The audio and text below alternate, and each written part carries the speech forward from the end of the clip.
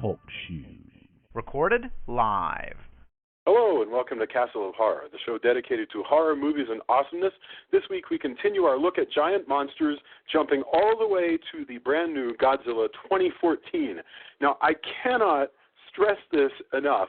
If you haven't seen today's movie, which is Godzilla 2014, we're going to be talking about it from the perspective of horror fans who have seen it, sometimes more than once. And so, warning, can't stress it enough, spoilers ahead. We are going to spoil everything out of this movie. Okay, from Denver, Colorado, I'm your host, Jason Henderson, writer of the upcoming, the out, Ben 10 comic series from IDW and trade paperback right now. With me from Austin is Drew Edwards, writer of the long-running comic Halloween Man, now from Monsterverse Comics, and a contributing writer to Rockabilly Online and Monsterverse's Tales from the Grave. Say hello, Drew. Sono amigato, Mr. Roboto.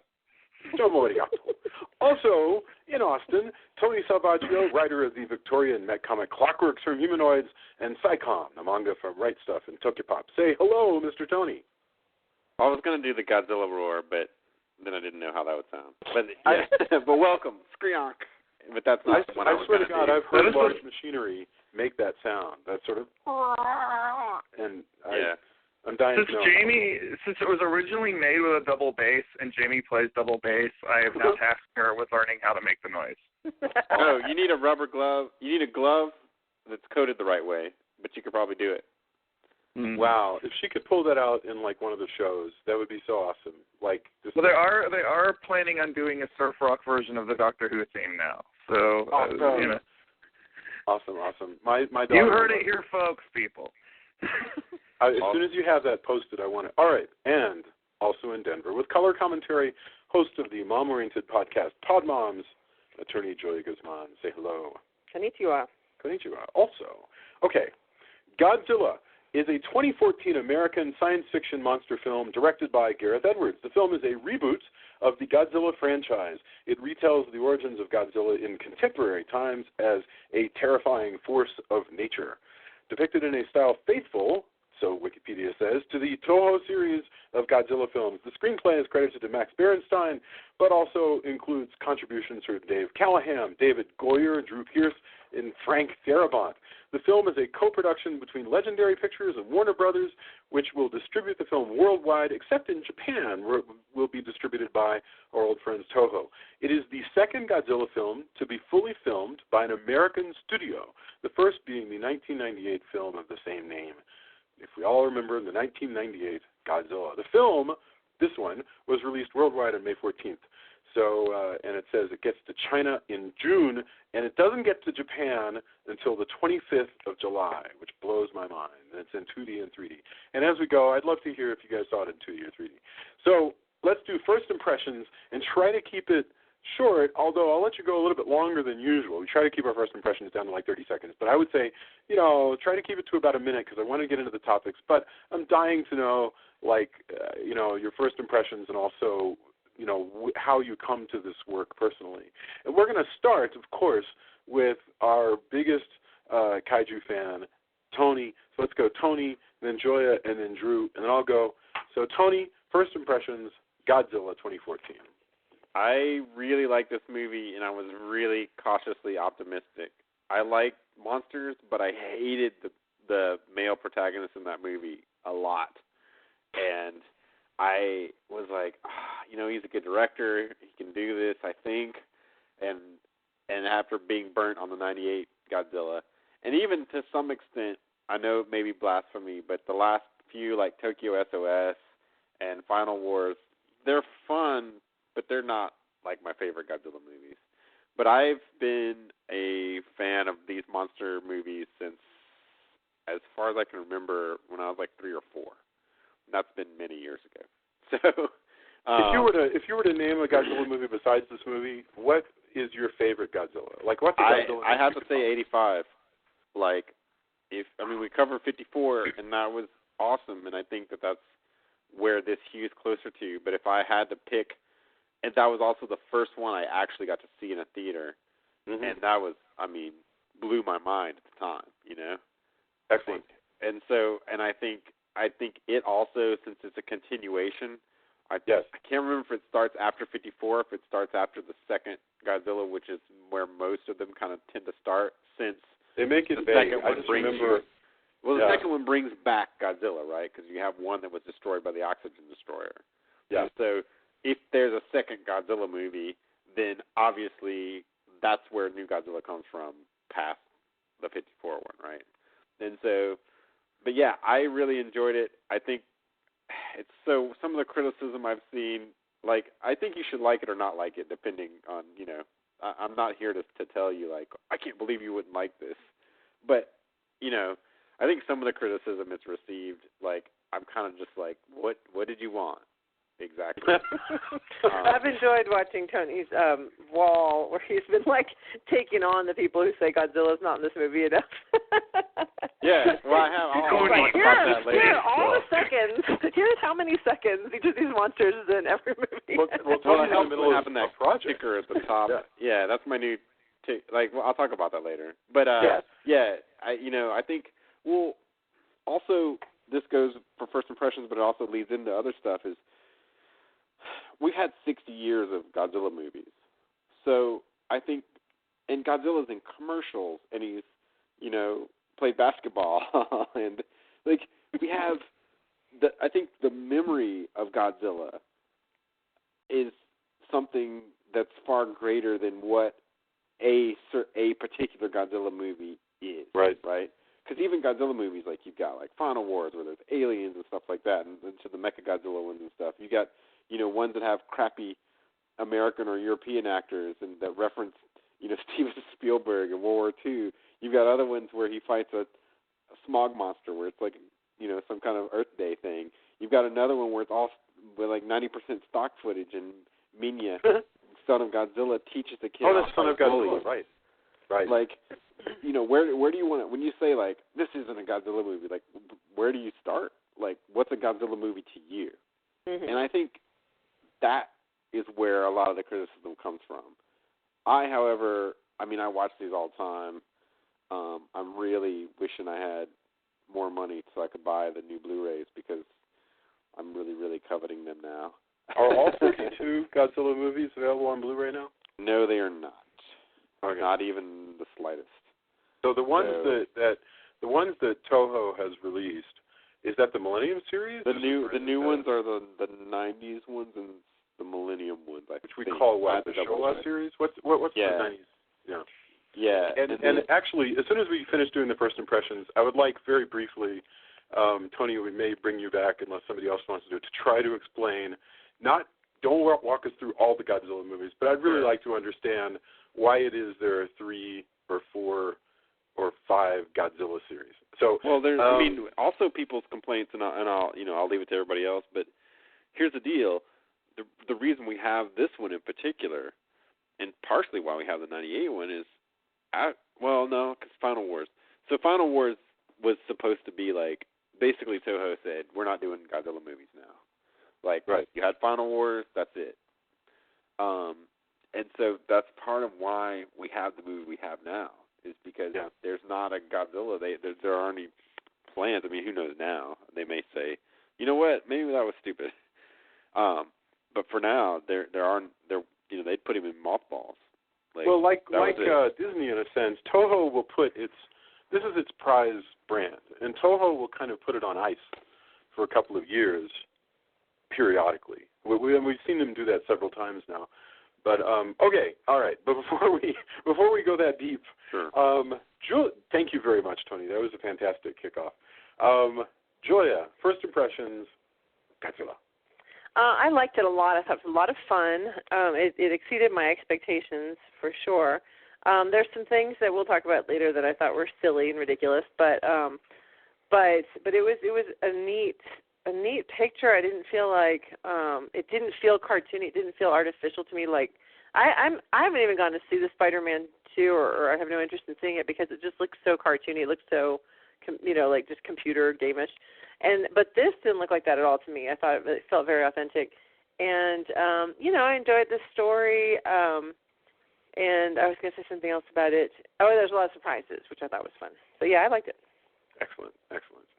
Drew, any first impressions of Godzilla you'd like to Well, I am happy to say that I saw this with Tony at the Alamo Lakeline, which is a beautiful theater.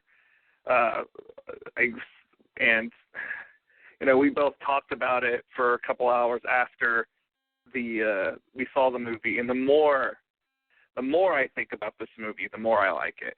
Like, initially when I left, I was kind of like thinking about some of the criticisms that had been cropping up, and I was like, I kind of think they're valid, but the more I think about it, the more I actually don't agree with those. Mm-hmm. And the most common criticism being is like, oh, well, he keeps cutting off, Godzilla. You have the big reveal, and then he cuts it off for a second, and then you have what you think is about to be the big final battle between him and the winged monster, and they cut that off. And I would by the way, agree. Like, that happens in every Godzilla movie I've seen today, and I've watched like 3 or 4. Well, I have to say, I would agree almost with that, except that last fight scene is amazing. And if your inner 10-year-old is not just so thoroughly nourished by that, I am a little baffled. Because I don't love these movies the way Tony loves them, but I grew up with them. And, my twin brother, God rest his soul, was a huge Godzilla fan. And, I always think about him when I'm watching these movies. So there is an emotional tie there. And so I don't want to see Godzilla disrespected like any other fan, but I feel like this movie definitely put the God back in Godzilla. Mm. Now, I want to clarify. Tony, did you say you've watched 3 or 4 Godzilla movies today? Yeah. Okay, what Godzilla movies do you watch today? I'm just curious. I watched, I think part of the first one, and then I watched Ghidorah, and then Destroy All Monsters. Yeah. And then after this, as part of my project, I get to say, because I'm prepping for my Comic Palooza, panel, because I'm doing a Godzilla panel at Comic Palooza this weekend. Oh, so this is all your work. This is your work. Yeah. If you need help putting this on a spreadsheet, I can help you put this on a spreadsheet. If you gather the data. Tony, I have some of this data, yeah. As part of your project, you need to watch the Godzilla cartoon. Oh, yeah. That's what I've been doing all day. Trust me, you'll like it. No. See, that's everybody keeps telling me that. Immediately afterwards, because I'm in kind of a disagreement. I'm not a huge fan, even though I like it. And it was the first film after '85, Biollante. I've been told I'm completely wrong for not really liking Biollante more. And so that's the one where it's the giant rose, right? Yes. Where Godzilla fights the giant. Godzilla versus Audrey 2. Exactly. Yes. That's what Pretty Biollante is. And what I love is that Biollante at the end, crystallizes and goes into space, if I recall. And that's the one that has the Godzilla. Yes, well, and there's a scene in Godzilla versus Biollante where, if I recall, the young scientist and his girlfriend are walking through a garden, and he says, in the most solemn tones I can possibly imagine, something like, "Sometimes I wish that we could be together in a world with no Godzilla." And I think everybody does at that point. Everybody who's don't we all? Oh my God, that's wonderful. Drew, did we step all over your first? I was done. Put the God back in Godzilla. So all stopwatching on the first impressions has completely gone out the window. But I'll try and do mine extraordinarily quickly because I want to get right into stuff that was awesome. Okay, we also saw it at the Alamo here in Denver, and first of all, I loved it. So 2 thoughts. First of all, I was awestruck by it, and I absolutely loved that this movie embraces 2 different theories about Godzilla at the same time, because it takes the Godzilla is scary as heck and he's going to step all over us. He's a god, but we are flies to this god, and we're in great danger. But also, it embraces the whole notion that Godzilla is here to kick the tail of threats to the earth. And that's not a concept really that's to be found in the 1954 version. That's part of the long history and tradition of Godzilla. So it's interesting that this movie embraces both of those things, and that's pretty neat. I thought they did a really good job of straddling horror movie Godzilla and superhero Godzilla in this. Oh, absolutely. Yeah, I mean, and the fact that they introduced two other monsters for Godzilla to fight changes the scale considerably of the movie, but it also puts us, squarely in the camp of it is a Godzilla movie. It's sui generis. There is nothing else like it. You're in a world of tiny humans and a scale where the monsters are walking around and you're in their universe. And the other thing, just to Drew's point really quickly, that I wanted to mention, that I was thinking about as I came out, is I was remembering people really hated the last Indiana Jones movie, and I don't really have an impression one way or the other about the Indiana Jones movie. And you might have found it boring and silly. I'm not. But one of the big complaints, though, about it was, this doesn't have any of the people compared it to the old Raiders of the Lost Ark, and they said it was silly, and said it was boring, or that the acting was this or that. And I went back and I watched the old ones, and I finally came to the conclusion that people generally work off their memory when they say these things, because a lot of these old movies don't. They hold up wonderfully. I watch old movies all the time, but they are not necessarily the way people remember them, And Tony is exactly right, that when people think about Godzilla, they think about those monster battles. But let me tell you, if you're a 10-year-old sitting through Godzilla versus King Kong, it's King Kong versus Godzilla, you're going to sit there for an hour before the big fight. It's a great fight, but really up until then, it's a bunch of interpersonal dynamics between sailors. By the way, Destroy All Monsters, which has 6 or 8 monsters. 6 minutes. The final battle. 6 minutes. And let me tell you, I watch a lot of these movies. I have not had to grow past being 10 or 12 or whatever.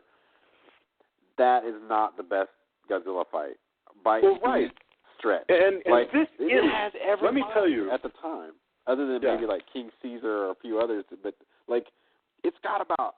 I should look it up. Somebody's gonna school me on it.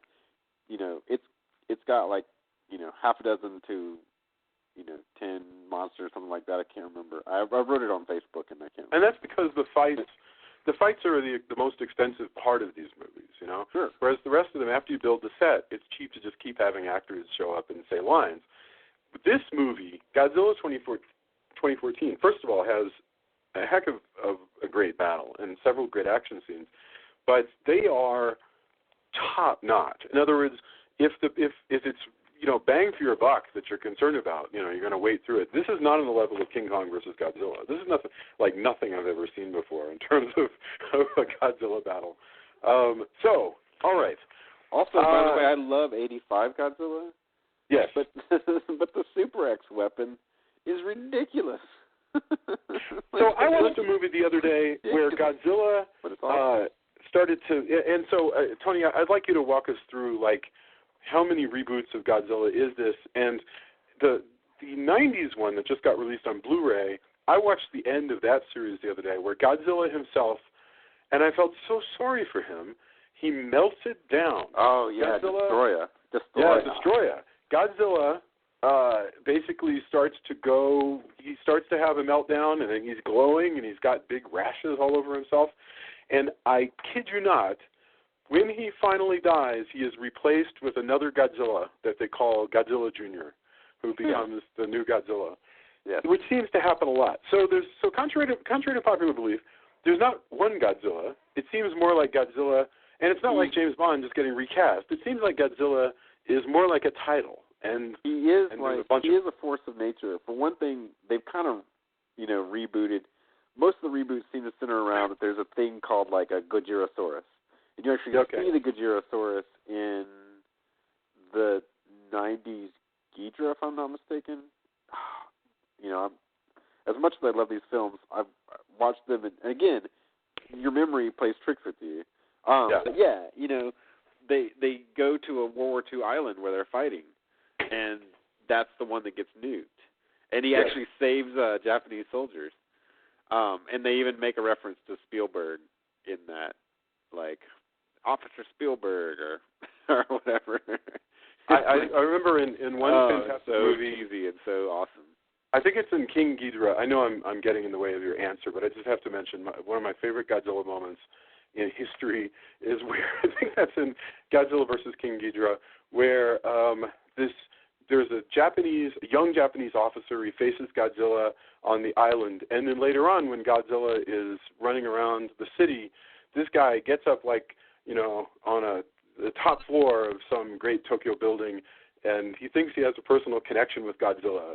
He's like, I saw you in 1942, and Godzilla just goes, bah! and blows up.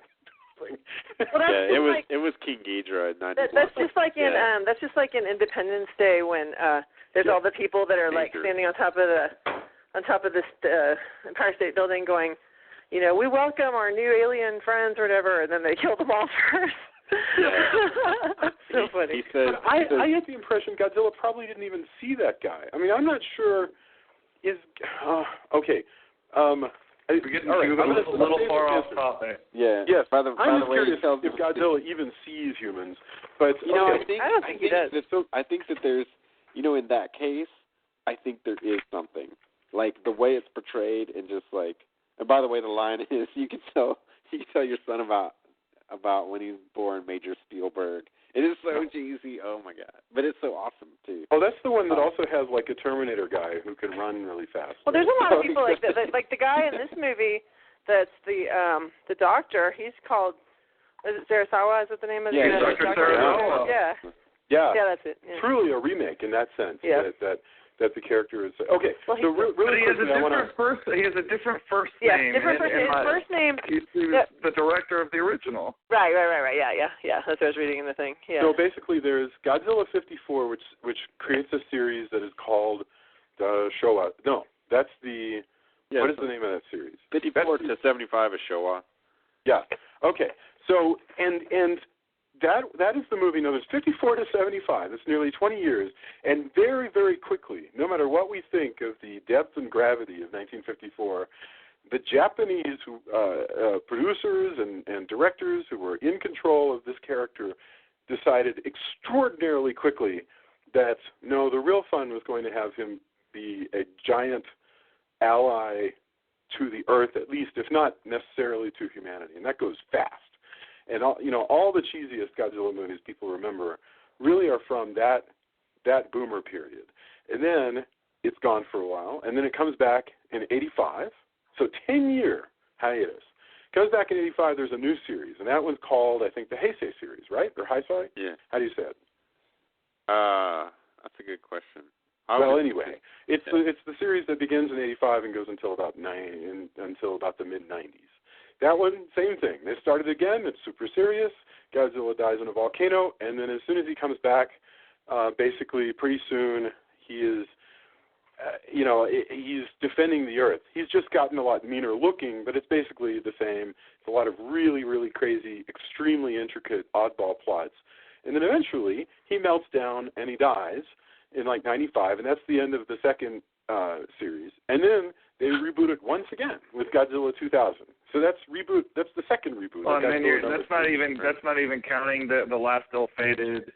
Oh yeah, American I forgot. Godzilla, Yes. which is very important when talking about this one. I feel because this one seems like they were trying to do the exact opposite. Yeah. Of Godzilla versus Ferris Bueller. No, you're Godzilla. Yeah. No, I mean you're right. I'm sorry. Roland Emmerich, who should be trusted with stuff like this, made a Godzilla in 1998 in America. During Godzilla's hiatus in Japan, they made a Godzilla in America, and people didn't really like it. It went nowhere. Had a really great cover of Kashmir on it, I have to say, but beyond that, people didn't like it. They completely redesigned Godzilla. He didn't look like Godzilla. It was, it was troubling.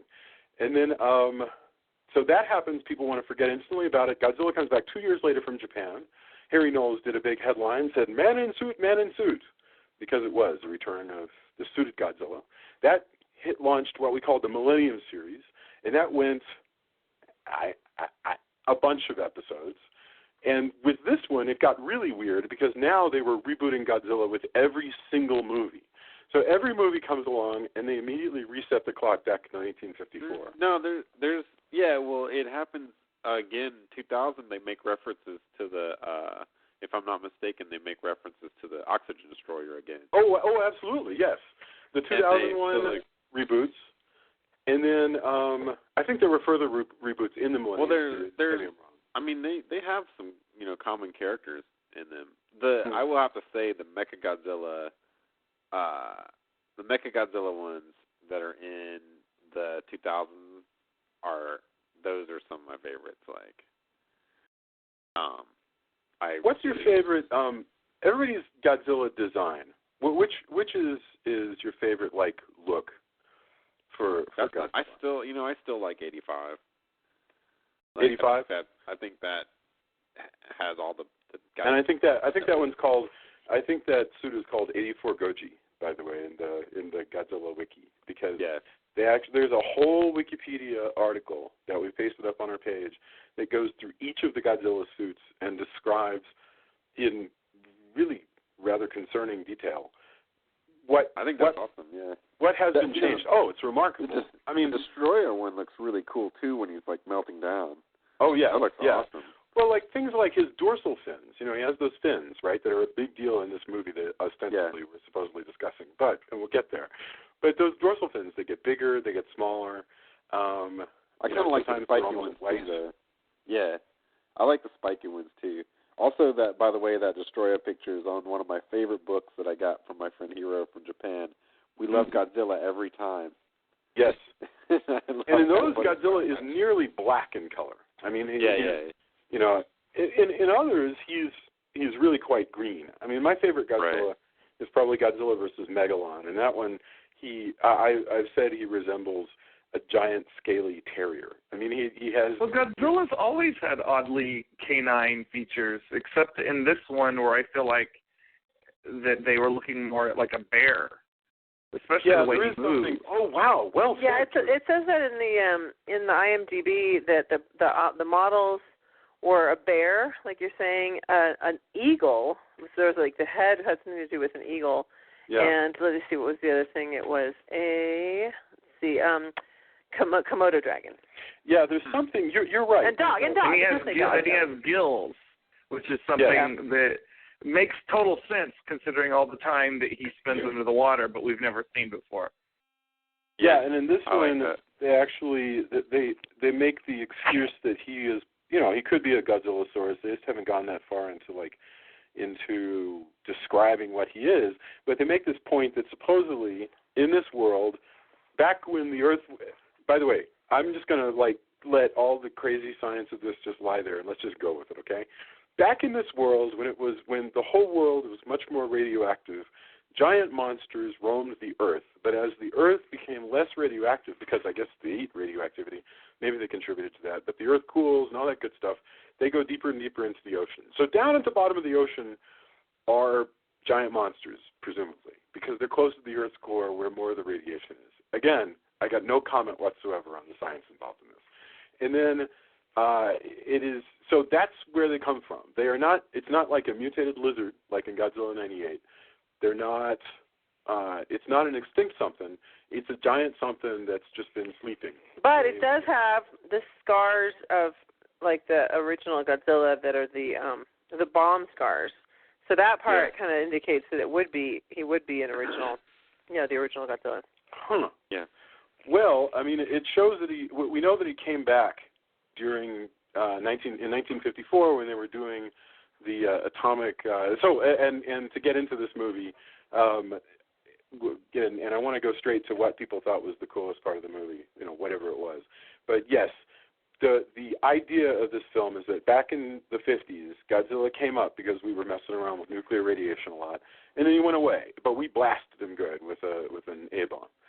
And now Godzilla himself comes back because we have raised a couple of, we have sort of risen from sleep a couple of crazy Well, also that we were trying to get rid of the mutos too, you know. Yes, right. It's the mutos that bring Godzilla back, basically. Right.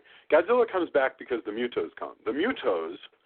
Yeah, he gets called. Yes. But inadvertently. He is an apex predator, is the way Dr. Sarazawa in this movie. He is the top of his primordial food chain, and he has to sort of sort out the other apex predators. Yeah. It's like an alpha dog. It's like an alpha dog. Yeah, exactly. Yeah, I like this. I like that a lot because to me, I've often talked about how, as a Godzilla, there's problems, but in general, I think a Godzilla's life is very uncomplicated. Yeah. Like, I long for the lack of complexity in a Godzilla's life. Like, in general, you do what you do, and then occasionally you need to go get radiation, and then sometimes people shoot things at you, but then 9 times out of 10, you also just shrug that off and just stomp things. So, he doesn't seem to even, he doesn't seem to feel pain from what the humans do, only from what the... there's plenty of movies where they've done things to Godzilla that hurt him in a major way. But in general, like I said, like the day-to-day life of a Godzilla, he didn't have to worry about unemployment or, paying his cable bill or...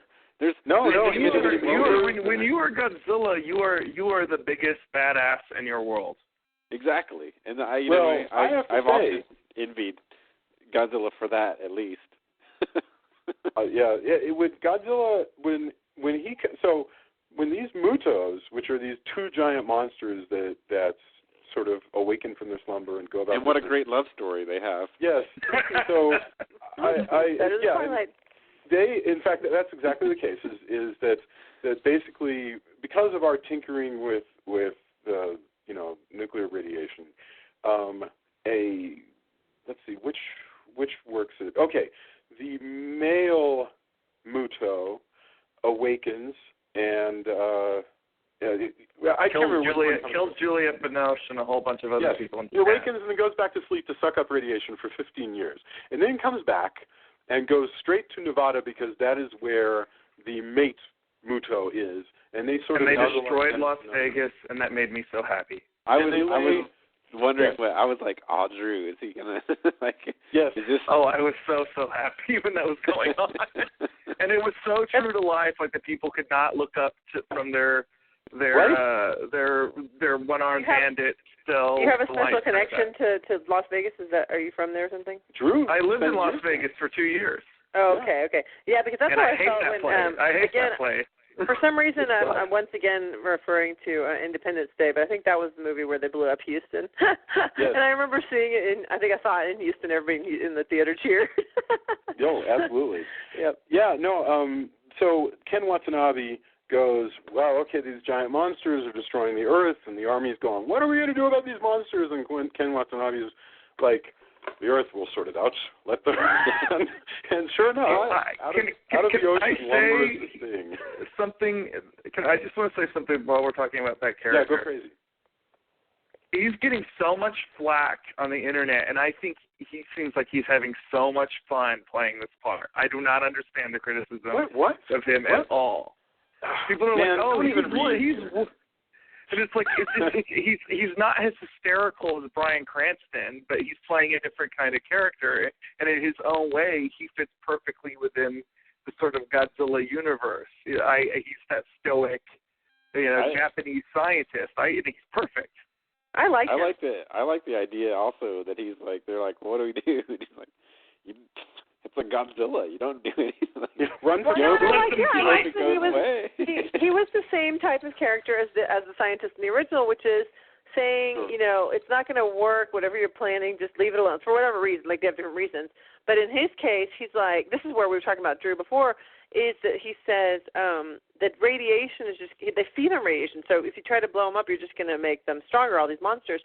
And so then they're like, okay, well, what we're going to do is we're going to lure the mutos all of them with the radiation, with the bomb, but then we're going to the blast will kill them. Like the radiation's not the point; it's the blast that's the point. Right. But So, Godzilla has already survived a nuclear bomb. Like, and I know there were like, well, this is a bigger one than the one in the 50s. Yeah, it's so much bigger. Yes. So have you seen that thing though? Like, I would be doubtful. I would just feel like, I don't know. That's a pretty big Godzilla. When they actually do blow it up, it apparently has no impact because they blow it up just a few miles off of Manhattan or wherever, or New Jersey, and it's like doesn't have any impact at all. And by the way, I don't know if this is the right place. No, let's do it. But I want to say that the one thing that really made me so angry about this movie is that they spend all this time with this character of the young man, the son. What's his name? Human. Ford Brody. Human. I have no idea what he's called. He's Ford Brody. Brody, he's named after Harrison Ford and the guy from Jaws. Okay, so Brody, it's like they spend all this time with him getting to this place, and they're like, he's the one person who's going to be able to defuse the bomb, and he can do it in 60 seconds, and he's going to, like, while everybody's fighting, he's going to cut the boat, free, and so he's going to take the boat that has a nuclear weapon out into the water, and it's just him and the bomb. And then, he can't get to it, so, because it's got, like, a special plastic, like, cover, so now they're just going to lift him up into the helicopter and take him away, and it's going to blow up a couple of miles off of shore, because he couldn't get through the plastic cover. That was so stupid. Nuclear weapon. Like, they're going to blow a nuclear weapon. When they had a perfectly good opportunity, he's all by himself. It's got 5 minutes on the clock. Everybody's seen a billion movies where you've got 5 minutes and somehow magically he's going to figure out a way to get into the damn thing, defuse it when it has like a minute left, because he said it was going to take a minute, and it's going to be kind of like a 5 seconds, and he's going to defuse. That's what's supposed to happen. I don't understand why they decided. Julia, not I'm going to say that. something that may make you rabid, but I loved that. Because this is one of the first. This is one of the first movies I've seen where the hero failed at one of his principal objectives. He still got back to his wife, which is the more important of the two. Well, the child is the most important. Because his thing is that he lost his mother, and so his child needs to have both of its parents. That's important. I love the fact that was so fortunate for the people who live in San Francisco, but so humid. San Francisco. So human. Right, I loved it. I was thinking it was New York, but you're right. Something just dawned on me, however. Remember, Godzilla absorbs radiation as well, one can presume. So maybe as he swam out in the San Francisco Bay, maybe he will absorb all of that nuclear radiation. He probably will, because he was tired after all that. I hope so. Because otherwise, I could use a little snack. I mean, otherwise, San Francisco is going to die. I'm not that concerned with the radiation because of the fact that when they go back to this Brody Sr. goes back to Bryan Cranston goes back to the original place where the bomb blew up that killed his wife Juliette Binoche. He finds no radiation because of the fact that the Muto has been sucking up all the radiation. So I'm not really concerned about the radiation. It's the blast that was supposedly going to be enough to kill these giant monsters that should have completely devastated the city. So here's my that's true with the part that you're talking about. I didn't care that he wasn't able to defuse it, and I know it's movie logic, and so I'm willing to forgive a lot of things, but 5 minutes away in a helicopter, away from the thing that's obliterate a Muto, right? Like destroy it to pieces. Like there will be no Muto. The helicopter and no EMP from a nuke, which is what you get. Especially since they've been doing so much stuff with EMPs in the movie. And I'm just like, 5 minutes away in a helicopter? That is not. Sorry. Well, clearly this is the same. This is the same nuclear weapon that they had at the end of the last Dark Knight movie. Which has basically magical "I'm out over water" powers that make it no longer. Absolutely. Again, I think you're right. Though. I think Godzilla probably swam out and got himself a snack. I hope so. Yes. Oh, thank God. I wish that they had Serizawa actually say that. It would have been helpful. Back in the 90s when, believe me, the producers of the 90s movies had no qualms whatsoever about just throwing in any kind of exposition dialogue they thought would be useful. So there you go. It would be so helpful if somebody at a computer screen or even in the helicopter for no reason whatsoever would go, oh, thank goodness, Godzilla is actually still absorbing all the radiation as he swims away. Thanks, Godzilla. That would just handle it. Yeah, right. But I will say, though, I don't know if we need that. Well, I agree. We're talking about the story elements, so I will say when you mentioned that the Muto has this EMP thing that it does for whatever reason, and that was terrifying. I mean, when all the planes are falling out of the sky and stuff, that was crazy scary. I really liked that part. Yes. I thought that was really, really powerful. Oh my God! Yeah, no, that initial thing where during the first battle, and I can't even remember now which battle this is, where there are like planes just falling all over the place. That's I think that's the bridge. Muto battle. Well, the thing is that the Muto somehow manages to, just knock out electricity. That's right. So jet fighters are just falling out, and you've got also Ford. those particular jets. The faster they're flying, their wings all fold down. Yeah. So they don't have the same control surface. Like if it was a commercial airliner, there's hydraulics and stuff, and it's not going to be good, but you can kind of glide. Right. Yeah. But like a jet, it's meant to fly really, really fast. Right. Especially those, I think they were like F-22. I'm getting on a plane tomorrow, guys. Let's not dwell on this. Well, hopefully you won't meet a Muto. Let's talk about. I told you there's not one of those guys. I want to talk a little bit about, before we get away from plot and story and all that, this whole business. Okay, now this is where, again, spoiler alert, don't listen if you haven't watched the movie. Who was completely shocked that Bryan Cranston does not make it past the first act of the movie? That was a nice. That was a nice surprise because he was kind of built it, and he's great. He's great in the movie, and actually, again, he ties into my crackpot theory that I will go into in a moment. Okay, well, lay it on us. Yeah. So Bryan Cranston is an American scientist that works at a Japanese nuclear power plant with his wife, Juliette Binoche. During the first Muto attack, Juliette Binoche is killed, and this is covered up by this group called the Monarch Group, which basically are covering up the existence of giant monsters, X-Files style. And he spends the next 15 years trying to uncover this conspiracy, and his son, who is played by Kick-Ass, comes to Japan, and they have their awkward father-son reunion, and they team up. By the way, he would not. Oh, let me interject here that conversation that happened with him and his wife would not have gone that way in real life, because the wife, no way, this guy comes back from serving in the military, he sees his kid and his wife. They don't even have a chance to get in a bed together before he gets this call she gets called that his dad is in jail, and she goes. She must really like Heisenberg. She goes. Go to Japan and go help your dad out. And he's like, oh, okay, well, I don't want to, but if you insist. There's no way that was going to happen. Then it would have gone the other way around. The wife would have been like, he got himself in this mess. He can get himself out. You're here with your family. We need you more than he does.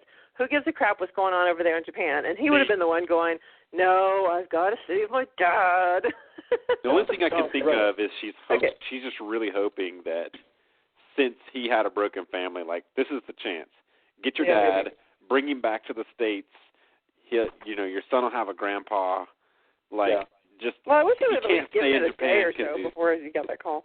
Yeah, well, I mean, that's just Hollywood. And I think that's just all that is. But of course, what really happened is you have to move the movie along.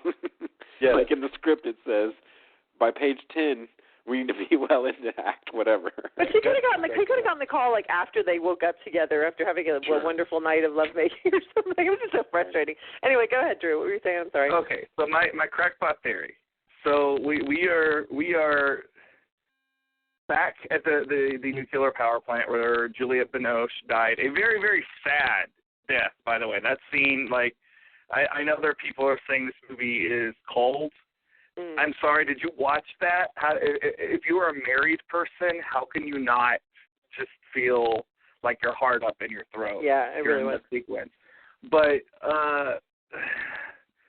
so they end up back at the nuclear power plant. There's this giant egg-like thing which has been absorbing all the radiation, which turns into the winged Muto, goes berserk, kills Bryan Cranston. As he is dying, he tells his son, protect your family no matter what the cost. And it is only then, after this point, that Godzilla makes his physical presence. He's talked about a lot.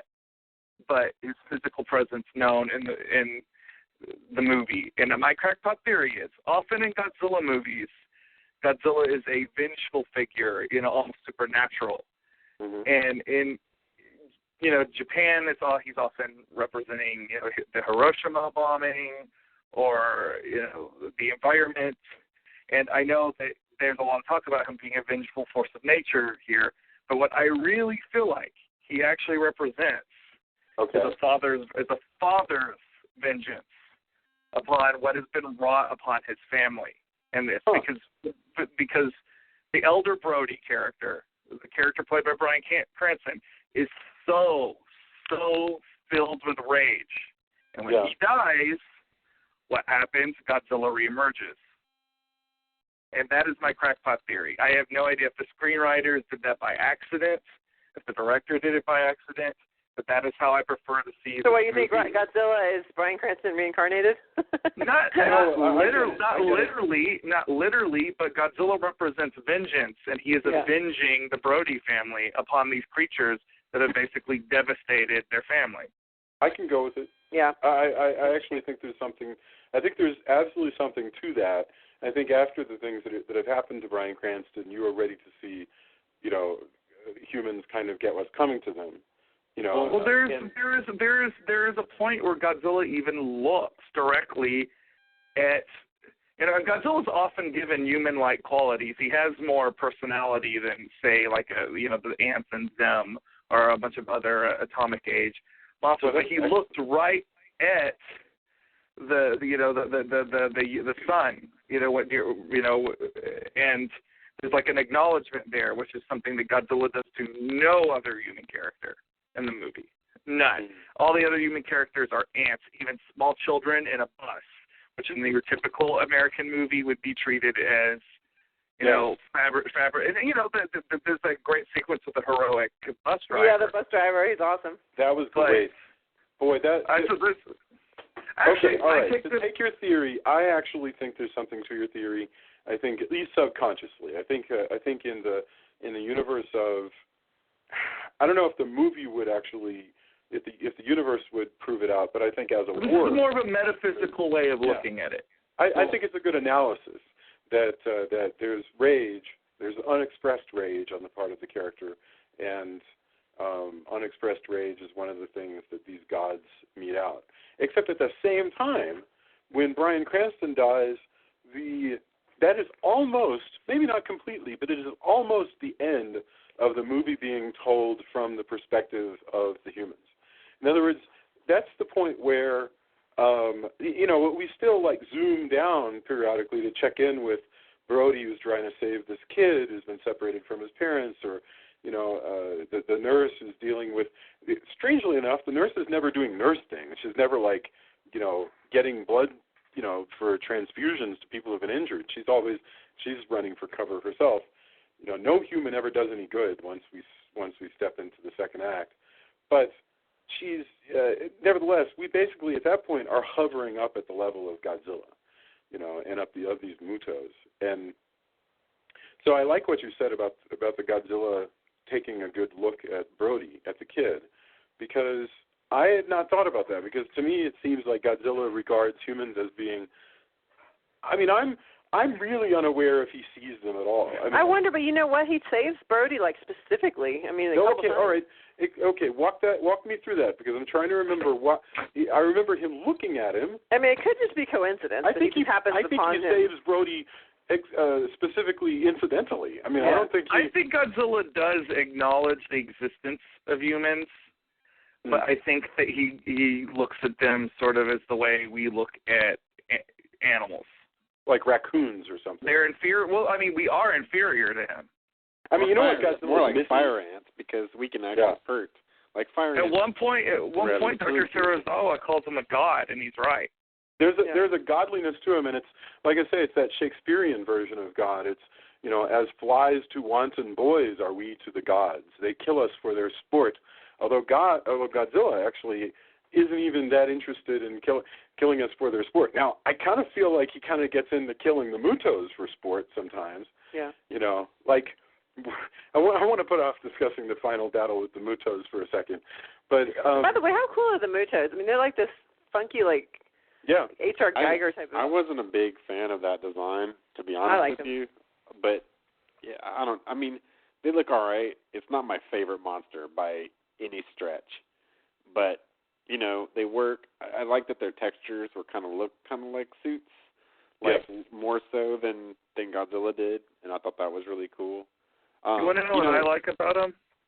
What's up? I read online that their heads are partly based off of staple removers, and I always thought that those would make an excellent monster. So it makes me happy that somebody finally did it. Yeah. That's funny. You know, something we haven't discussed, and I think I was discussing it online, and I was talking to Drew about it as well. You know, we talked about the 54 Godzilla last time, and some of the criticism this time around has been, there's too much humans, there's too much talking. When in the 54 one, you know, that's what it was, right? There isn't much Godzilla in that. In fact, you know, like I said, my new project is tracking how much monster is in each movie. You know, Destroy All Monsters, which has tons of monsters, has only 20% monster on screen. Yes. Ever. Well, you know, but also the other thing is, I was talking to another friend today, and you know, the 54 one's kind of lightning in a bottle. Like I said before, we've had 60 years of what Godzilla is to people. Yeah. Like, is he a goofy Godzilla? Is he the 85 Godzilla? Does he fight aliens? Is he the 98 Godzilla? You know, and if you want to say that, I'll be disappointed. But you know, hey man, maybe you were a kid and that was the best thing you'd ever seen. You know. Does it have its defenders? Is there anybody out there going? I'm sure there is. There's people who like the Godzilla 98. There's actually contingent of people online who are saying that there is a better Godzilla movie than this one. They're wrong. But also, I would be upset if those guys did not exist. I absolutely. You hear some people, you know, going into what Tony's saying though. Like the way people are talking, you would think that this is some art house flick, where people were mostly like sitting around drinking coffee, smoking cigarettes, and talking about their feelings. And, you know, the monsters are always present even when there's not monster action going on. They're always being discussed. There's some science fiction business going on. There's, you know, even when you're not actually seeing the battle, you're seeing the results of the battle. Like, I never felt like this movie was slow. Like, I keep hearing about how it's slow and it's boring. I felt like this cuts along really nicely. If anybody who thinks this movie is slow and boring, just two thoughts. First, I'm not going to insult people. People are going to have their own opinion. But I think certainly this is the least boring Godzilla movie I've ever seen. I mean, you know, I've watched a lot of Godzilla There's some movies. older ones that are really, like, pretty boring, to be honest. Oh, my gosh. I think that about Space Godzilla, and I love the design for Space Godzilla. Yeah. I remember seeing Space Godzilla and being like, wow. Well, same thing with King Kong versus Godzilla. It takes forever to get to that final battle. But also, I like King Kong versus Godzilla. This one, like, the choices, I think Edwards made a lot of really good directorial choices. And people can disagree, you know, he cuts away from Godzilla too often. By the way, that happens in, again, if you remember Godzilla, you forget that almost every time you see Godzilla, it cuts directly to some, like, Yahoo on the ground going, look, Godzilla, ah! And they show, like, B-roll footage. I'm convinced that people like a minute or two of people running around with, like, chickens with their heads cut off. And so anyway, well, how is Raymond Burr used in the original 54 and original 85 cuts? You know, like he's all reaction. He's all reaction. And it's really obviously in 85. Like if you watch it again, you can see how those scenes, because they want to remember back. And I think that, you know, that wasn't a bad idea. But no, you can tell how forced those are.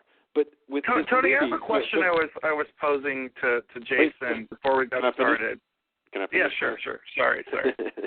But what I think of this movie, like, I think there were a lot of really good directorial choices because Drew and I were talking about this as well. In 85, we had a Cold War. In 54, we had, you know, brand new, this thing, nuclear, you know, Holocaust. fairly new at the time. The 2000 one, we didn't really have as much of that, but there's still like, you know, so with this one, you know, where do you start? So I think the choice of kind of giving a nod to like Fukushima is a good thing, to, you know, centering around the humans, because now, you know, remember, people griped about Pacific Rim because they said, oh, it's all fighting and there's no, the characters suck and all that. So I think the choice to make a movie that hews closer to 54 than anything else, and to allow it to maybe eventually be Destroy All Monsters or whatever, I think is a really, really good choice. And, you know, I'll go toe-to-toe with anybody who disagrees. And, of course, you know, that's your opinion. I have a friend who hates this movie. I mean, he hates this movie like this movie stabbed his family in front of him. like, he hates this movie with the way that Batman hates the guy who killed his parents. There's always going to be those guys. I was like, did we? I was like, you know, talking to him, I'm like, did we see it? Because you know, he's a good friend, and we usually agree. But I mean, hate is a tiny, you know, there's rage in him about this movie. And I don't understand that. You know, in fact, I asked him, I'm like, did you see like a retrospective version? Like, did you walk into the '98 version that was playing like at the Dollar Theater? like, how can you hate this? Especially when there's so many good battle parts. Yeah.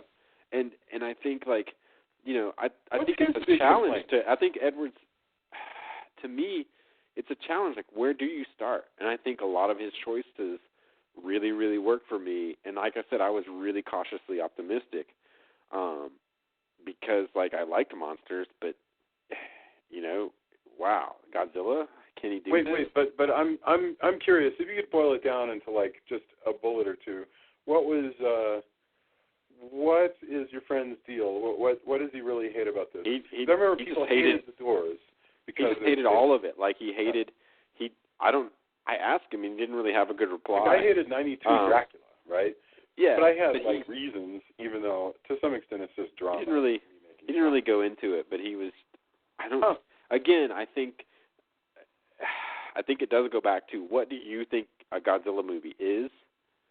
And, you know, I've had several decades of Godzilla movies to know what a Godzilla movie is for me. And they're different. You got 3 eras of Godzilla movies, plus cartoons. The movies themselves plus decide from movie to movie what Godzilla is. And so, you know, how do you make that? Like, I don't envy anyone working on this film, especially after the '98 Godzilla, like, bringing that to people. But I still think that they did a really good job, and there's some really great stuff. And I'm sorry, so what were you asking, Drew? Well, this ties in actually perfect with what you're just hitting on. Something I've noticed about, and I will say this movie has made me realize how great it is to be a nerd again, and just to be able to talk with people in the secret language. But this movie, the reaction to this movie reminds me a lot of the reaction to Man of Steel, which is a movie that did very well at the box office and got reasonably good reviews from critics, but fans were just so passionately at war with each other over the movie, and it's still being debated almost a year later, and it'll probably be debated till, you know, the end of time or whenever they stop making movies or whatever.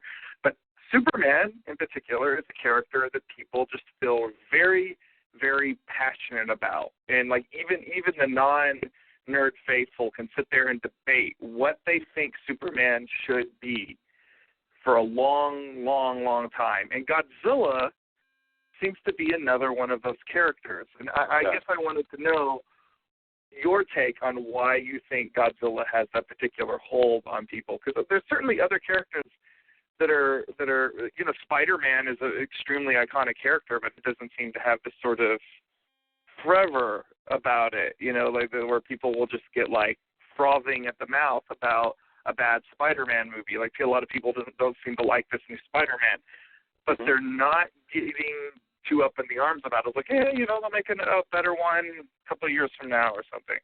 Whereas Godzilla, people get really intense about it. And I want to know why you think that is.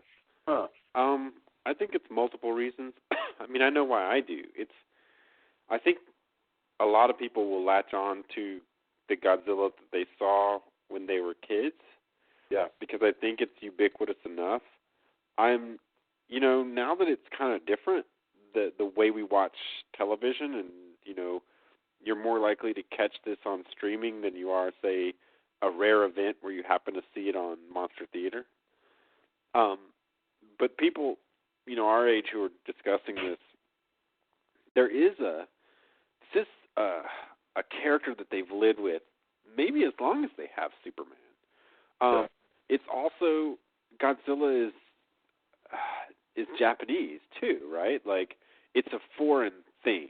Like, I trust to get this thing, we've had this discussion when Jason and I did a manga-influenced comic and had people tell us how much we were terrible for making manga, even though we never said that we were trying to be Japanese. Right. Certainly use that as an influence, right?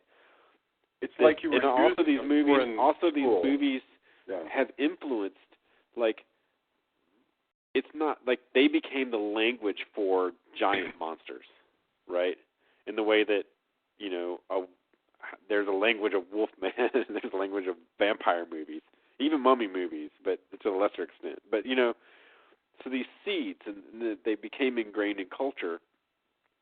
I think that, again, what you bring to it, Godzilla versus Charles Barkley, like, there's games, there's everything. So all of that stuff is in your head, My Godzilla is Violante and the game I played with my friends and, this other thing. And then somebody else is like, no, man, my Godzilla is the Godzilla who dances, which I still love, and they do the Godzilla dance, actually, from time to time, and he fights a jet jaguar. That's the one I like, right? Yeah. Somebody else is like, no, I have this, the 54 version is the one. All the other stuff is silly. It's for kids. But that nuclear destruction, that force of nature Godzilla, that's really where it's at. And I think that's why we fight, because you can have all of those arguments, right? And maybe that's the key. Which Superman do you like? Which Batman? The one with Batmite? Like, that's some people's Batman. I have to freely admit cool, like, that, by the way. Like, which and people are willing to fight over that, right? Is Adam West Batman your Batman? Maybe. But I think those cultural icons, that's why is, it's a thing, and it's an imported cultural icon, so it has an even different significance. There's several versions of every Godzilla movie, Like, did you see it dubbed? Have you seen the new one? Like, have you seen those, now uncut? You can get all of that. We never had that ability when we were, when you and I were kids. Maybe you could get a VHS tape somebody sent you. Well, it was never in order as well. I mean, remember how you used to watch Godzilla movies, and for me, I would wait every summer for the week, for Godzilla week in the 3 o'clock movie, right? But that means at most you're going to get 5, Well, that doesn't even get you through. Oh, and there was no 1990s series. Are you kidding me? I mean, this is back in the 70s before Godzilla came back for 84. But that's how we enjoyed it. Now, last week, you had on Matt. Now, Matt is young. He's never lived in that universe. He's always lived in an on-demand universe where you watch movies because you choose to seek them out. And right. Well, even then he had to find fine. tapes as a kid, right? And yeah. he saw 85 as a kid. I mean, I'm older than him, definitely. We're definitely far apart in age as far as that goes. But I mean, even that does beg to the question of what is the next generation of nerd going to be, or geek, or however you want to put it. I think it's an overstudied one. I mean, I think the next generation of nerd watches stuff extraordinarily carefully and documents it and argues online. Maybe he'll be like the maybe Ernie's Ready Player One. Maybe everyone will be that guy. Yes, that's a possibility. Right. Where you study. Like, that guy knows everything, and to me, I was like, that'll never happen because nobody knows everything. There's just too much to learn. Right. But I think, it used to be that you had to seek these out, and it was a special language as well. I think it's part of nerd culture too. Like, I like Godzilla movies, dude. It's cooler now. Even like Doctor Who. No one liked Doctor Who when I was when I first watched Tom Baker Doctor Who. Right.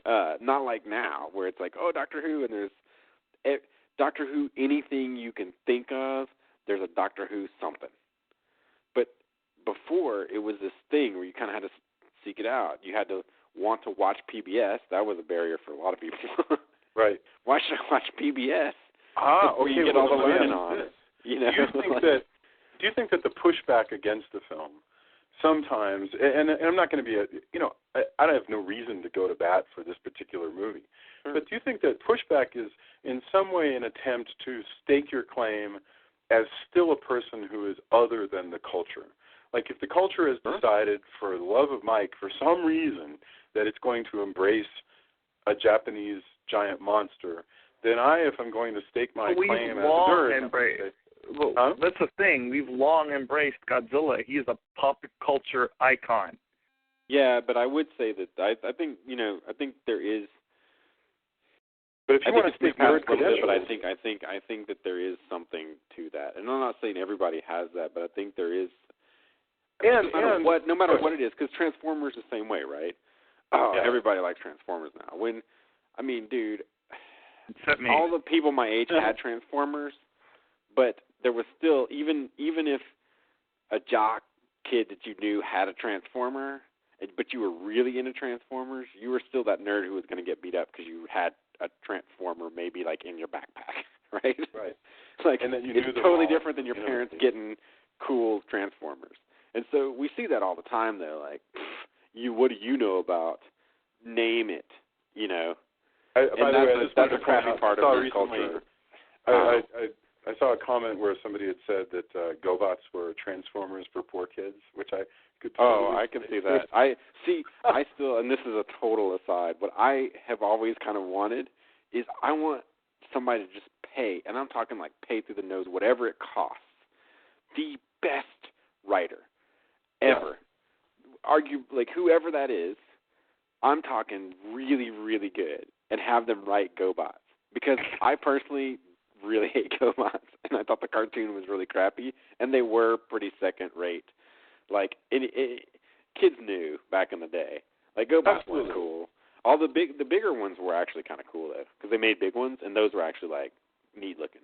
But the little ones were terrible, and they had names like Dive and crap like that. So I have a question here. But I just wish that somebody would like I want the very best GoBots, just because I think it would be awesome if there was like a super awesome version of something kind of crappy.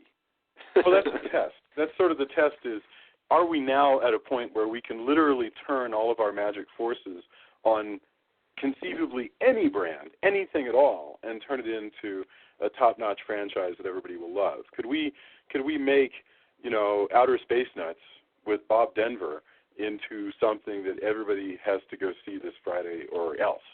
Can it be done? The challenge is still that there's people in charge with the money who will fight tooth and nail for their version of it too, or what they think will make the most money. I think, like, whatever the hell they're doing with even though it wasn't the greatest, like anything I've read, for example, about the Jim and the Holograms movie, sounds really terrible to me. What the heck do I know, though? It could come out and it'd be great. I have no idea. And it wasn't even like, Jim wasn't even the thing that I thought was awesome. And well, the once you're aren't actually even watching super the great, movie, but, like, it's just a matter of, once you got your butt in the seat, is this movie working or not? Am I enjoying it or not? You don't have to. All of that other stuff is just about what entices me into the theater. Oh, I remember there was a cartoon called Jem. Yeah, okay, maybe I'll check that out. Okay, I want to get back to Godzilla. Jamie is very excited about the Jem movie. It sounds really terrible. What was your... He's very excited about it. There is a generation or two of women who are now in the prime demographic area. No, I understand that, and I used to actually watch it because it came on with robotics, which I thought was cool, and reading about, like, and we do need to get back to Godzilla, but reading about what they're making of that movie, I'm like, why you call it Jim? I mean, I understand why, because money is involved and they can get butts in the seat. But I hate this idea that you have to just make it smell like you. Yeah. Just drives me crazy. But anyway. And change stuff up just for the sake of it. I agree. No, I agree completely. Anyway, yeah. Okay, all right. Getting back to Godzilla, I want to list what is your favorite sequence that we haven't talked about here, or bit, or thing that's not to be missed? I know that's a little geeky, but I have one in mind, but I want to hear what you guys like. I just want to say real quick that I thought it was hilarious when they're in the house that they used to live in, that there's a cockroach that's called Mothra. Oh yeah. It's like on the terrarium, it says Mothra for this little roach, and of course it's fine. Oh yeah, yes. Okay, I'll just make a note and I'll bring it up later because I just asked a question. I'm not going to interrupt my own question with a side question. Okay.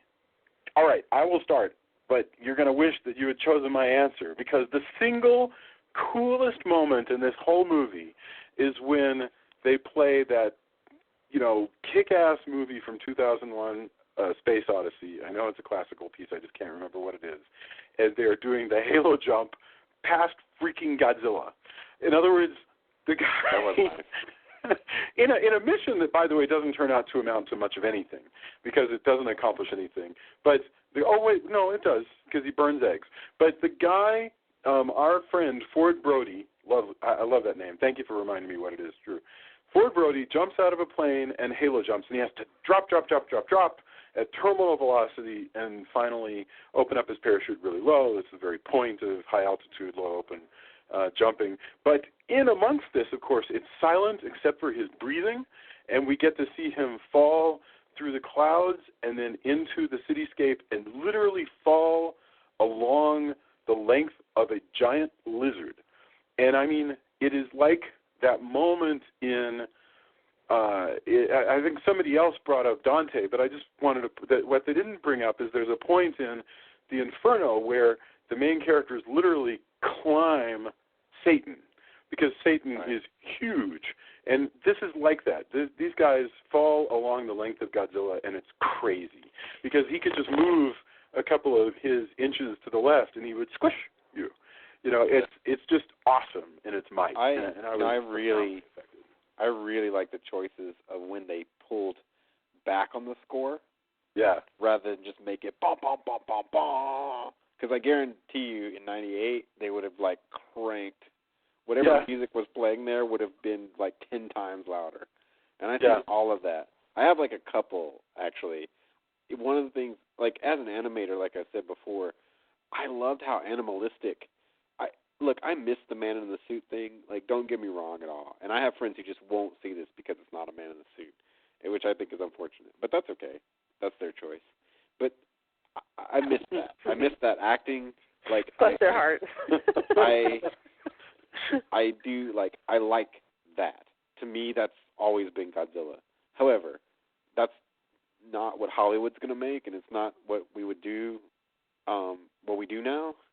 And I really like if you're going to do a CG version, I really love how brutal the fights are and how animalistic. He knocks down buildings, and then when they fall, things fall on him. He's like, "Whoa, I didn't think about that," because I'm a god beast. Yeah, that's right. But I love the little bits. There's so many little bits too. And again, maybe I'm just paying attention. When he goes up to the bridge, he's grabbing the cable, and he's just kind of testing it. He just kind of opens and closes his hand should I pull it? Maybe. But he's testing. He's just the way he moves on that. And then but hands down, I have to say, and I love the way he goes in and out of smoke. Yes. The debris. I thought that was beautiful. I will have to say that first reveal of the nuclear breath, and again, spoilers for everyone. It's already been spoiled, but you cannot turn off your sound right now. If you haven't seen this, where we see we haven't seen nuclear breath at all, and we see what we know is little blue bits, and that can only be Godzilla charging up his breath. Yes. And we see those bits, but they're in smoke, and it charges and it goes from his tail, and then you lead around. You're like, well, where's that going? Because you don't even know where he is, and it comes up, and then he just lets loose. And man, if my inner child was sitting there, I was high-fiving, because that's why I'm a Godzilla nerd. It looked awesome. It destroyed, and it's like this pin-up rage, like, okay, well, things are bad enough, I have to use this. And now the gloves are off, it's nuclear blast time, and man, it's so good. But the lead-up, because they even, he pulls back on the sound for that part, too. It's not just like, ba, ba, ba. It's, this charge-up thing where it's mostly visual, and then when it unleashes, it's just got that much more impact. Oh, okay. I have a question. I have a question. Why did Godzilla hold? This is something that kind of bugs me. I love when he finally breathes the fire at the Mutos, especially when he grabs the guy, the last one, and yanks his mouth open like he's going to rip his head apart, and then breathes the fire into him. But why did he? I mean, aside from just cinematic drama, whatever. Why would he save that until? It seems like he should have opened with the fire. Also, in the fight. I mean, to be honest with you, and I don't know if they've said it exactly, but using that is like expending energy, right? Right. That's nuclear energy. It's like why wouldn't a bee sting you? Well, because it can sting once, right? Okay. Bumblebee. So so it's a last resort, is what you're saying. I got it. Well, presumably he only. They can use it. I mean, he doesn't use it as much in. It depends on the movie too. Remember the Paper Bag Princess? Yeah. Where she wore. She wears him out. Yeah, that's a great story. Yeah. Man, we should. Yeah, that's a great story. We should pull that story out. But I think that's closer to it. Is that it actually kind of is a last resort, and you're going to get a million answers for that too. I mean, hey, it looks cool. Well, like I said, from the movie point, it works great.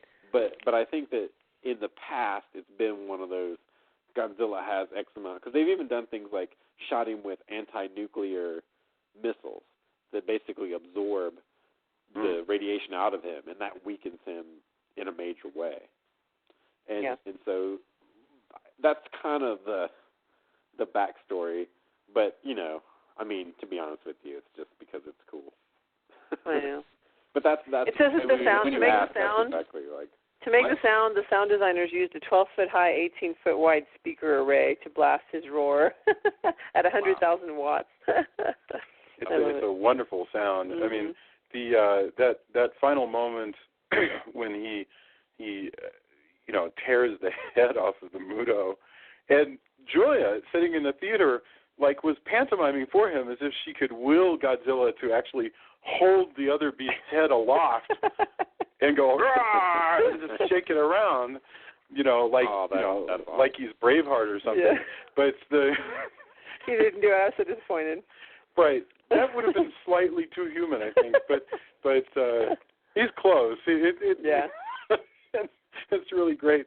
I love the look on Godzilla's face all the time. There's Drew pointed out well that he's less dinosaur-y and more bear-like and a lot of other things.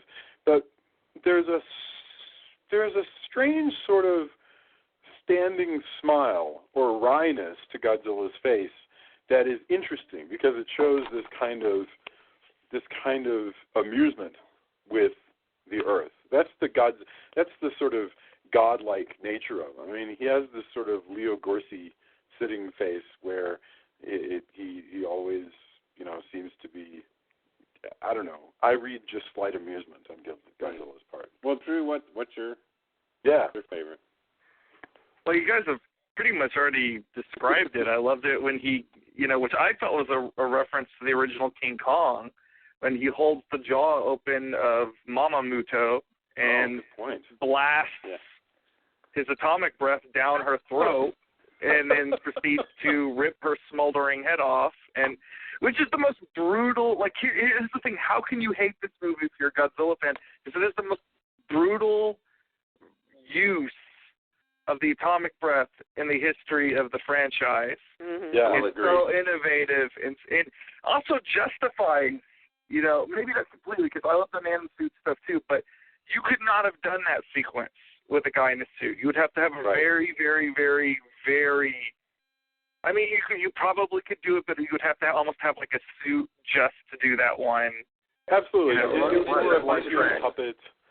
Some of the characters were sometimes puppets, and like the big spider is a puppet, obviously. They did a lot of but stuff it's so cool. My second favorite, though, since we've already so amply gone over that particular sequence, is the sequence on the bus. And it's not even the Godzilla stuff that I like about it. I like how this nothing character becomes the hero of the movie, which is the hero of which is the bus driver. Yeah. For that one sequence, he is the hero of the movie, and I just love that. I love that sort of accidental hero stuff. And again, I keep hearing this movie is cold, and this movie's so cold. No, it's not. A cold movie would not have something like that. Yeah, no, there was a lot of warm moments. All the stuff with the humans is really. Like, the thing with, like you were saying, the thing with the kid that gets separated from his parents and how they finally get reunited. And then I actually really enjoy all the times when there's people and the Godzilla stuff's happening in the background, either on the TV or literally outside the window. And they're just, like, going by, and it's like, oh, there's Godzilla. Yeah. Well, I love the main character's son, he's watching the battle in Honolulu on his TV. And he says, look, Mom, a dinosaur. Yes. That was fantastic. And it said on there King of Monsters, or maybe that was at the end. It said King of Monsters on the TV. That was at the end. Yeah. One thing that Godzilla doesn't have, it occurs to me, in the same way that Michael in the Halloween movies is kind of unknowable, and so we can paint on him in a number of things. Is he a druid? Is he a psychopath? There's no one to intercede for Godzilla. No one speaks Godzilla's language. Later on in the Halloween movies, they introduce Paul Rudd, and he has a psychic connection somehow or another to Michael's family. But in Godzilla, there's no one who can tell us what Godzilla is actually thinking. He is unknowable. He's just super giant. Now, in the Japanese movies, they do introduce intercessionaries for Mothra. Mothra is a giant moth, and she actually has two little princesses who hang out and explain to the humans what the heck Mothra wants. No. That would be useful for Godzilla to have, But there's I do actually feel like Godzilla has enough personality where you do kind of get whatever point he's trying to get across. Like he's not just a big animal. That's the thing. That's what separates him from like the dinosaurs in Jurassic Park. No, that's or something true. like that. He's like King Kong. King Kong has a personality, so does Godzilla. But I'd love it if they could capture him and ask him questions and have him answer, like, why are you here? Who called you? What do you think your purpose in life is? What are you going to do next? Where are you going? We have lots of other nuclear waste. Do you want it? We could get rid of it. Do you want, I would love a sit down with Godzilla. I'd love 5 minutes with Godzilla just to, explain to me different things. What does Godzilla want? I think Godzilla just wants to kind of occasionally beat up some other monster and then hang out in the ocean. Right. I think that's right. I think Tony was right. I think Tony is right. Godzilla has a very simple life. He is the Superman of Japan. Yes. Yeah. Now, isn't it remarkable? Isn't it strange? Because the Americans didn't do this. Some, we foreigners didn't take this Japanese story and warp it to our own, commercial needs. The Japanese did this. Isn't it strange? They took this thing that was a national nightmare and turned it into something ultimately lovable and even sometimes cute in the same way that... One that teaches children how to fight bullies. Right. Holy God, yes. Explain to us the story of... that was Son of Godzilla, right? Or which one? Godzilla's... That's Godzilla's Revenge, isn't it? Yeah. Oh, okay. Yeah. Okay. One of the few that I don't own, and I love Godzilla. And I hate that I have to defend... sometimes I'm like, I'm defending this because I love Godzilla. And people are like, how can you love Godzilla if you like this movie, the new one? I don't... I really do enjoy this. But oh, I know you love Godzilla. I mean, you got me a book years ago called every time Godzilla every time, and yeah. So you come to this honestly. But man, Revenge of the God. Well, it's a stock footage mostly. It's like footage from other Godzilla movies. Yes. And it barely has Godzilla in it, and then it's got Minya. I mean, you know, I bet there's a bunch of kids who saw that. Like, you know, if I'd seen that when I was 4, I bet it totally would have worked for me. Because that's what they were going for, right? You know, like I didn't watch that until I was well out of the range to be affected. No, it's clearly a children's movie. To recap, what that movie is, you've got a young boy who's being hassled by bullies, you know, and I don't know how he meets the son of Godzilla, Minya, the cute little dinosaur buddy, but Minya talks about his own relationship with his father and kind of coaches the boy. He becomes the boy's. I'm not making this up. This is a real movie. You know, now that I think about it, I would prefer to see that remade rather than, and I think is a similar story now that you mention it. I would prefer to see that a modern, or just maybe just bring it back instead of the Where the Wild Things Are movie that got made. Oh yeah. Okay, but can we like wrap up this movie so that we can yes, let people go to bed? Yes. All right. Let's get our final thoughts on Godzilla 2014. And I apologize that this has really been a strange roaming retrospective on Godzilla as a brand entirely, but whatever. I don't apologize that much. Okay, final thoughts. We went Tony, Julia, Drew, and then I'll go, and then we'll come back around for endorsements. So Tony, there's only going to be one Godzilla 2014 and only one show where we talk about it. So this is your moment. Final thoughts, Godzilla 2014. I really dug it. I'm hoping to see it in IMAX this weekend if I can, because there's a real IMAX in Houston. I think that while I have a few problems with it overall, I don't think they're better. I don't think they're different than other nitpicks I have with other Godzilla movies. Is it as good as 85 to me? Probably not. But again, I'm going to hold to the fact that I think because it's a 60-year franchise, think about that again, that what you want out of a Godzilla movie is going to be different for so many people. And I think that colors it. And this is your first Godzilla movie. You know, I'd like to hear from people who it is their first Godzilla movie and what they thought, because, you know, ultimately that's the deal. I hope that, you know, we get the early series on Blu-ray and that we get 85, that somebody unlocks that vault and gives us, and the uncut 84 version. That would be, if I can get that on Blu-ray, I'm super stoked. But I really enjoyed it. I think that for me the cutaways worked. I think that the look and feel worked.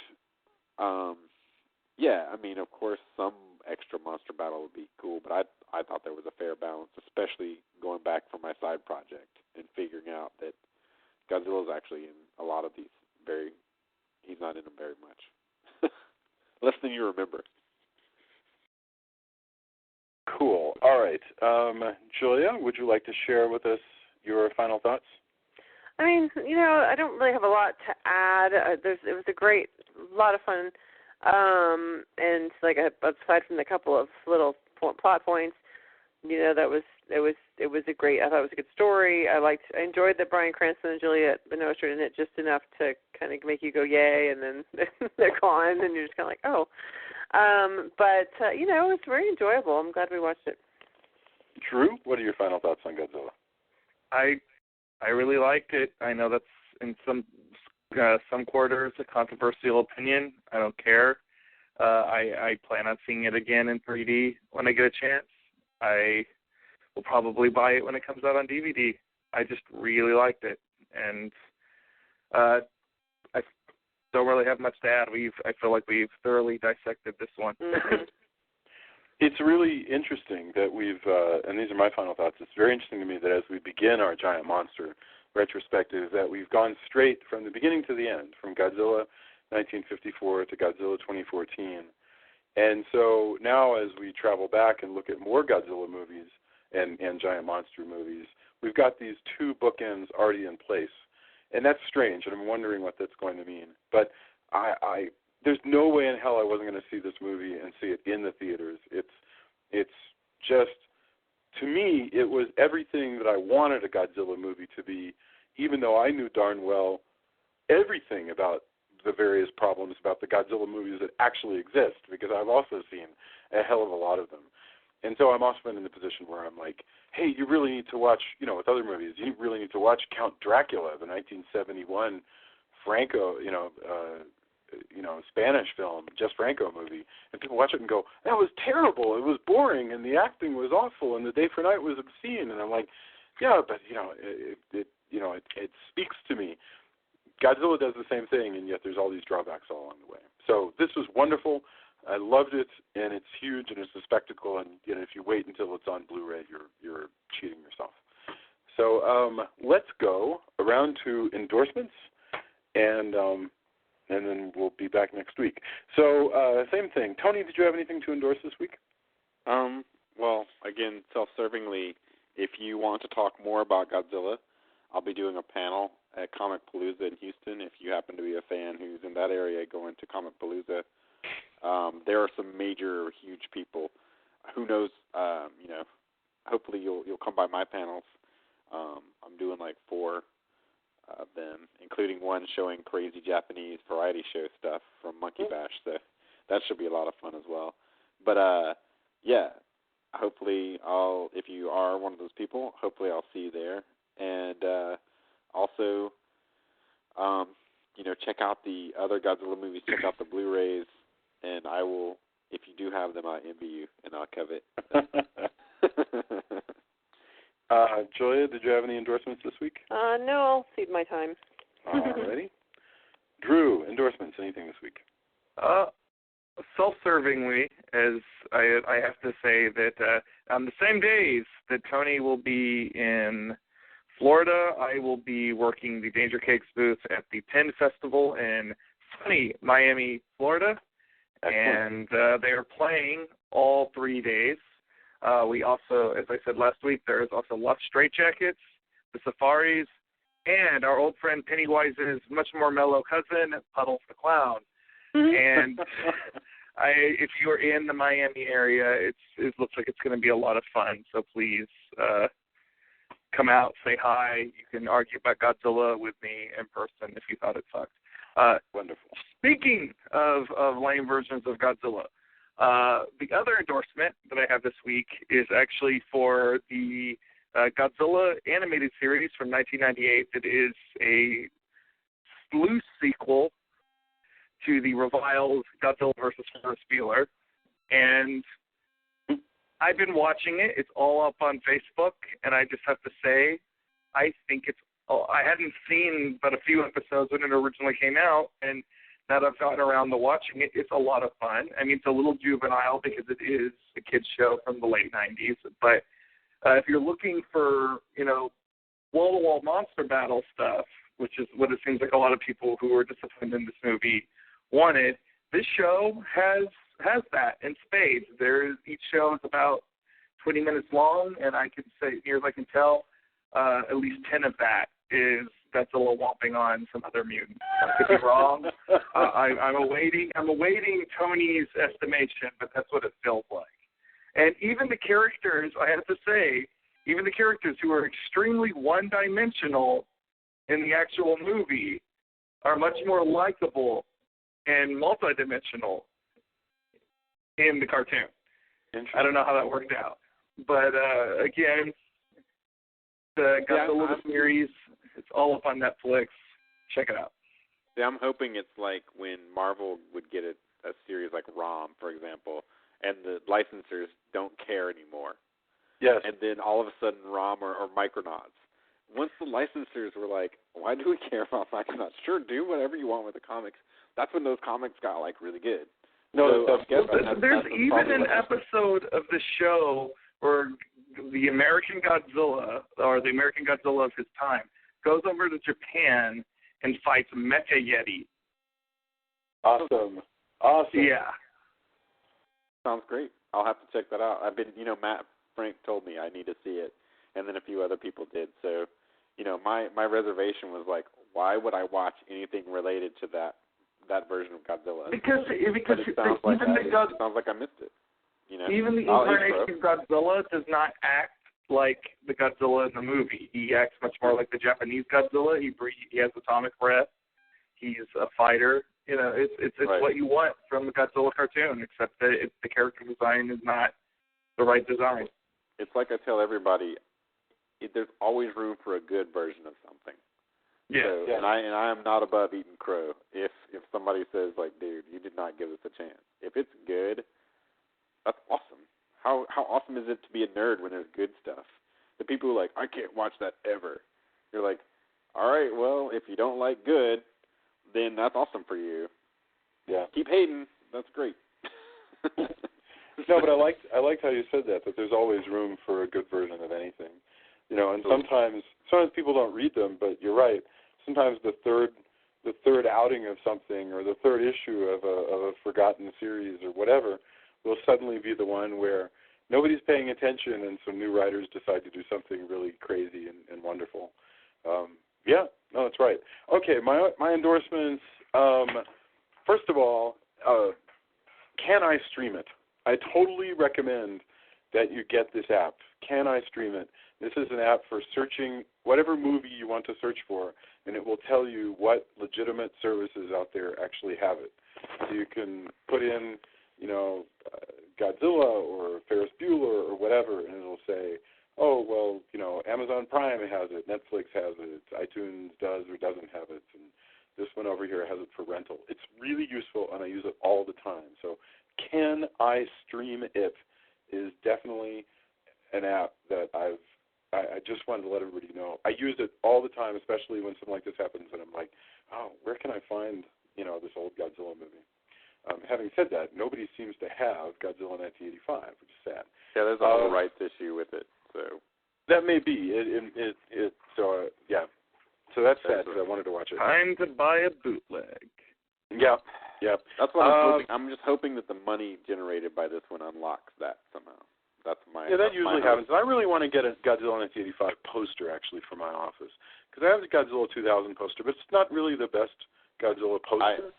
I have the 85 one in my practice room. Right. I'm telling you, very inspiring for heavy metal music. Yeah. I mean, Roger Ebert had it up on his wall. Which you said, the 1985 one? Yeah, Godzilla 1985. Well, your birthday's coming up. All right, very good. Awesome. Okay, and the other thing that I wanted to mention, and this is pure log rolling, but Ben 10, the comic series that I wrote this year for IDW, is finally out in trade paperback right now. Finally, this week it came out in trade paperback. So I want you guys to look for it and then read it and then let me know what you think. I took the story takes Ben 10, the cartoon series, and I decided that what it really needed was that Ben needed an action hero girlfriend, and so I created a mermaid princess action hero. And, this is basically so I could create a character for Ben 10 for my own daughters to enjoy. And the whole point is to try to make something that was true to Ben 10, but basically the best Aquaman story not to have Aquaman in it. That's completely the idea. So Ben 10 finds an undersea kingdom. There are underwater battles and mermaids and people harnessing whales and all kinds of greatness. So I totally very, very indebted if you check it out. That's it, man. I am so thankful that everybody was here to listen to this mega-sized review of Godzilla, and we've had such a good time talking about it, and we will be back next week with more giant monsters.